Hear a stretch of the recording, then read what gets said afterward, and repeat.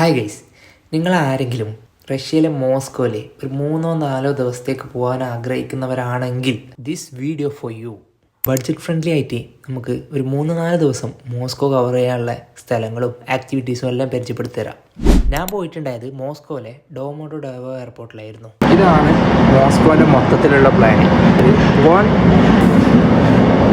2 3 4. നമുക്ക് സിമ്പിളായിട്ട് public transportation ഉപയോഗിച്ചുകൊണ്ട് കവർ ചെയ്യാൻ പറ്റിയ ഒരു സിറ്റിയും കൂടിയാണ് മോസ്കോ. ടോട്ടൽ ഇവിടെ ഉള്ളത് 4 എയർപോർട്ടാണ്. 4 എയർപോർട്ടിൽ നിന്നും മെട്രോ ആക്സസ് ഉണ്ട്. അതുകൊണ്ട് ഈസി ആയിട്ട് നമുക്ക് സിറ്റി കവർ ചെയ്യാനും ഓരോ പ്ലേസുകളിലെ ആക്ടിവിറ്റീസിന് പോകാനും ഒക്കെ എളുപ്പമായിരുന്നു. മോസ്കോയിൽ ഞാൻ 4 ദിവസം ഉണ്ടായിരുന്നു. 4 ദിവസത്തിൽ ഞാൻ പോയ സ്ഥലങ്ങൾ ഇതാണ്.